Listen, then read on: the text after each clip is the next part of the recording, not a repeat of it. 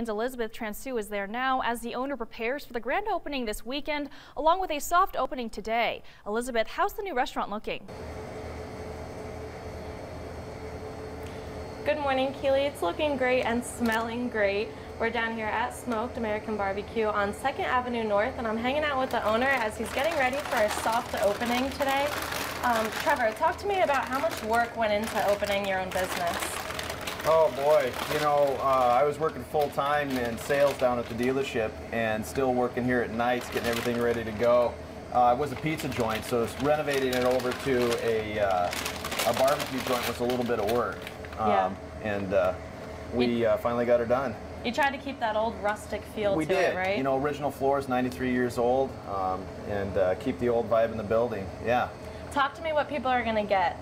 Well, this is the brisket. We're wrapping it, resting it a little bit, and then it'll be ready for lunch hour.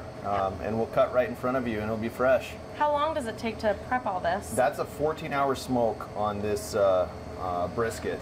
And then it rests for a little bit so it stays nice and moist for the customer. And we do not cut anything ahead of time. It'll be cut right in front of you so it's fresh. Wow. Talk to me about the sauces that you have over here. Well, you know, we have a Texas beef sauce. It's a little savory and spicy.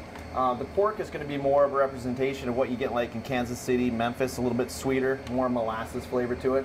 And then you have the North Carolina, which goes on your pulled pork, and that's a little more vinegar based, obviously, and a little more red pepper flake in it. So there's some heat in that as well, too. So each represent their own region, so we should be able to hit every palate. What do you recommend for the brisket? Brisket, definitely, either you eat it on its own, the meat will stand on its own without a doubt, or if you want, put a little beef sauce on it.